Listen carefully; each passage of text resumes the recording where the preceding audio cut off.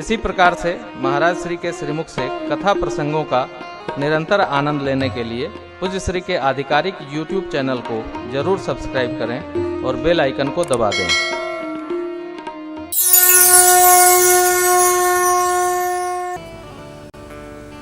दो खंड हैं लक्ष्मण भैया के प्रश्नों के। माया क्या है, ईश्वर जीव का भेद क्या है। प्रभु वह पथ बता दीजिए जिससे मैं सब छोड़कर आपको सब कुछ मानकर प्रभु भाव से सेवा कर सकूं। ठाकुर ने बता दिया। कितने में बताया तो थोड़े में बताया। जो भगवान ने बताया वही हम आपको गा के सुना देते हैं। थोड़े मऊ सब कहूं बुझाई।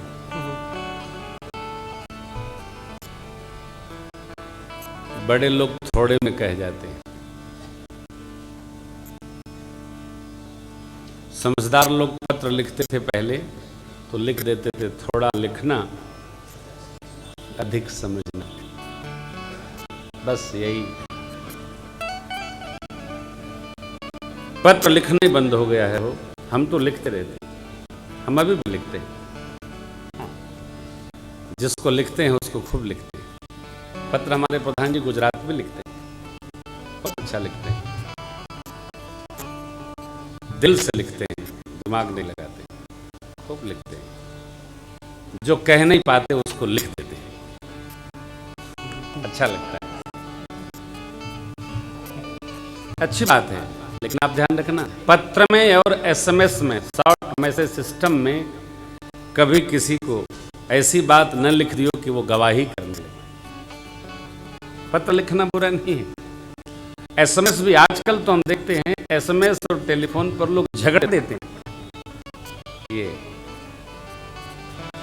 सामने हो तो न जाने क्या हो पड़े।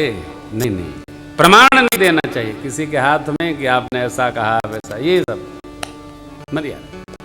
कुछ काम विवेक। भगवान थोड़े में कहते हैं। क्या कहते हैं हम आप गाएंगे, समझेंगे। समय थोड़ा है। महाराज श्री ने संवित स्तोत्रावली सजोई है, उसका विमोचन होगा। संत महापुरुषों का दर्शन होगा। कुंभ का फल है संत दर्शन, और इस राम कथा का ये फल है ग्रंथ विमोचन। यह विमोचन श्रीमद् भागवत में ही होना था, तो हमारी महाराज से चर्चा हुई कि पूर्णाहुति पर ही हमने कहा जो सरकार की आज्ञा तो, और आप दर्शन कर रहे हैं। इस आश्रम की जो परंपरा है उसके महापुरुष ऊपर विराज रहे। कैलाश होकर के महाराज श्री आए। बड़े सरकार भी गए थे जहाँ से उनको शिव तत्व प्राप्त हुआ है।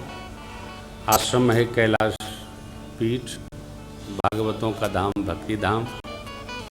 तो कैलाश मानसरोवर है, यह ग्रंथ है। माँ का आराधन महाराज श्री जहाँ यदा कदा जाकर के संपन्न करते हैं, वो 10 बजी माँ उनका दिव्य स्वरूप है। हम लोग भी दर्शन करें तो हम पूर्ण करें, तब तक महापुरुषों की कृपा होगी। फिर ग्रंथ विमोचन होगा, तो हम लोग उसको प्राप्त करेंगे। आइए, वहाँ लिखा है भक्ति की, हमने गाया के भक्ति के साधन कहूँ। देखिए, कई बातें ऐसी हैं कि हम करते तो हैं परंतु उसका कोई हमको पारमार्थिक लाभ नहीं हो। जैसे हम कथा करते, कथा करना चाहिए, कथा करना चाहिए, मगन रहना चाहिए। हाँ, लेकिन हम कथा करते हैं तो कथा की फीस लेते हैं, ये अच्छी बात है।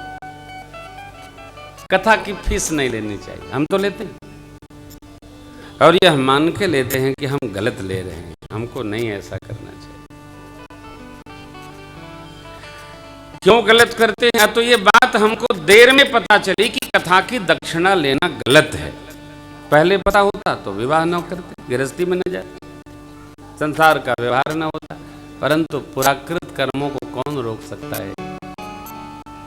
इसलिए उस व्यवहार को निर्वाह करने के लिए अभी तो चलेगा, और ठाकुर की कृपा रही तो इससे भी मुक्ति प्राप्त हो जाएगी। मुक्त तो नहीं होगा, नहीं तो भगवत भजन करके जब आप उसकी देखो भंडारा खा के दक्षिणा भी पाएंगे, तो जो भंडारा खिलाएगा आपका दिन भर का भजन उसके घर जाएगा।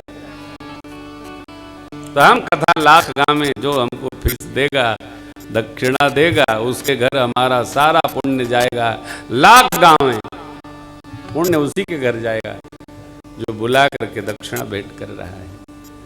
आप यहाँ तीर्थ में आए, जाते जाते एक संकल्प, भक्ति का साधन क्या है? अब हम भजन करें, लेकिन अपने जीवन का यापन अपने पौरुष से अर्जित अर्थ से ही निर्वाह करें। तो ये परमार्थ है। परमार्थ में परा नहीं चलेगा। ये तो हम, अरे एक समय था कि साधक लोग अपने द्वारा अर्जित नहीं मिलता था तो खेत में छीटे गेहूं के अन्न को संभार कर गौ माता के अंक से निकले गोबर को धो छान कर उससे निर्वाह करते थे। प्रातस्मरणीय आचार्य श्याम शर्मा जी ने जो 24 आवृत्ति किए गायत्री माँ के पुरुष चरण के, उसमें उन्होंने इसी प्रकार के अन्न का पान किया। देसी गौ माता के अंग से निकले गेहूं के आटे का बना सामान और उन्हीं का दुग्ध, यह पेय के द्वारा तब ये अनुष्ठान सिद्ध हुआ। यूं नहीं, चाहे जहां पकवान खाकर अनुष्ठान संभव नहीं है, कमाई आएगी। जैसा अन्न खा लेवे वैसा मन का निर्माण हो जाता है। बुरा न मानिएगा। कोई व्यक्ति अपने जीवन को ब्याज पर चला रहा, उसके घर में भोजन कर लो तो 32 दिन उस भोजन का दोष शरीर में रहता है। लाख भजन करो, भजन में मन नहीं लगता। प्रातस्मरणीय पूज्य स्वामी अखंडानंद जी महाराज एक प्रसंग सुनाते मुंबई कथा में। एक साधक महापुरुष के पास हरिद्वार में, ऋषिकेश में गए। साधक ने महाराज श्री से कहा कि महाराज हमको कोई मंत्र बता दो। महापुरुष बोले यह मंत्र लो, जपो। साधक ने मंत्र जपा। 13 दिन उस मंत्र में खूब मन लगा और 14वें दिन मंत्र जपते मंत्र से उच्चाटन हो गया। भाग करके साधक गया महाराज श्री के पास। बोले महाराज 13 दिन तक तो मेरा मन बहुत लगा, आज 14वें दिन मेरे मन का उच्चाटन हो गया, मैं जपता हूं तो न जाने क्या क्या स्मरण होता है। महात्मा हंसे, बोले बेटा 13 दिन जो तुमको मंत्र दिया, उस मंत्र में मेरा जो तप था उसने कार्य किया। 14वें दिन हमारे द्वारा दिए गए तप को मैंने संग्रह ले लिया। अब जब तुम तपोगे तब मन लगेगा। अब आप इसको भजो, जितना भजोगे उतना। ध्यान रखिएगा, रगड़ना अलग बात है, मन लगना अलग बात है। मानस पढ़ना अलग बात है, मानस में मन लगना अलग बात है। इसलिए प्रभु ने कहा थोरे महू सब कहूं बुझाई, सुनहु मति मन चित। मन तो तब लगेगा जब हमारे द्वारा किए सत्कर्म यहाँ पर प्रभावशाली हो। कथा में बैठे हैं मन उच्चाटन ले लेता है, मंदिर में बैठे मन घर चला जाता है, कथा गा रहे हैं मन कहीं और अटक भटक जाता है। मन कैसे लगता है? मन का संबंध सीधा अन्न से। इसलिए मेरा निषेध रहता है, चाहे जहां खाइए मत, चाहे जिसका खाइए मत। अरे खाना तो छोड़िए ना, बनाने वाले के भाव अन्न में प्रवेश कर जाते हैं। इसलिए माँ के अन्न बनाने का अलग परिणाम है। माँ जब भोजन बनाती है तो संतान परिवार पुष्ट हो यह भाव रखती है, और जब पत्नी भोजन बनाती है तो पति के अंदर तेज नहीं पौरुष पुष्ट हो यह भाव रहता है। इसलिए साधक लोग ब्रह्मचारियों का भोजन बना पाते हैं। कई ब्रह्मचारी भोजन बनाए तो हम पाएंगे, थोड़ा ही पाएंगे। कोई विप्र बालक बनाए तो पाएंगे, कोई कुंवारी बिटिया रानी बनावे तो पाएंगे। क्यों? उसका भाव शुद्ध रहता है, साधना की बड़ी गहराई है।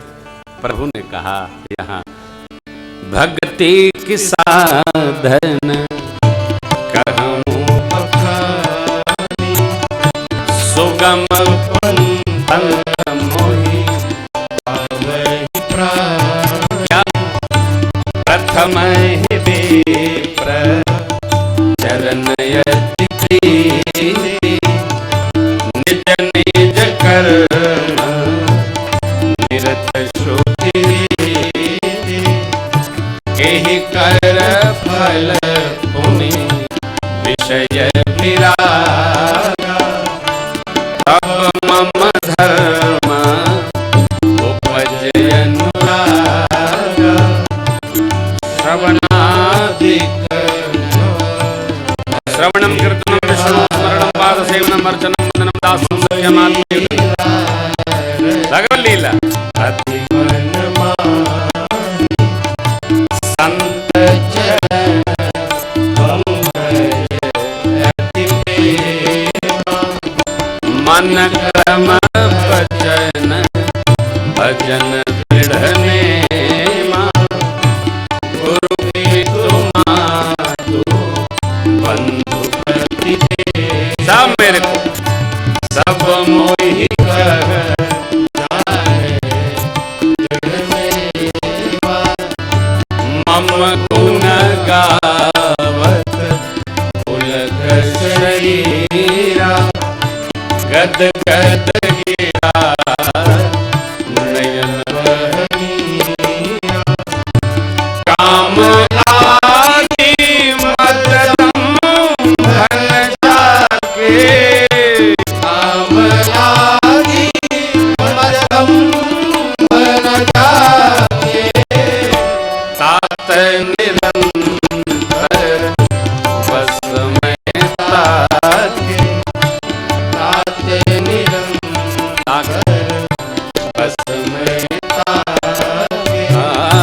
तात निरंतर बस में ताके, तात निरंतर बस में ताके। पहला कितना सरल है, भक्ति का साधन कितना सरल। विप्र चरण अति प्रीति, ब्राह्मण देवता के चरण में अति प्रेम हो।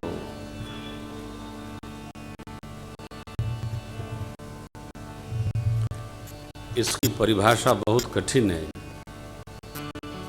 यहाँ अर्थ ले लिया जाए। जो भगवान के भक्त हैं, भागवत जन हैं, वैष्णव हैं, शैव हैं, शाक्त हैं, साधक हैं, विप्र कुल में जन्म लिए हैं, जो श्रेष्ठतम हैं, उनके चरणों में अति प्रीति हो, दिखावटी नहीं। मर्यादा तो कितनी रखी गई है कहना कठिन है। कलयुग का मनुष्य मानता नहीं है, मनमुखी हो गया, अलग अलग परिभाषा बना लेता है वो।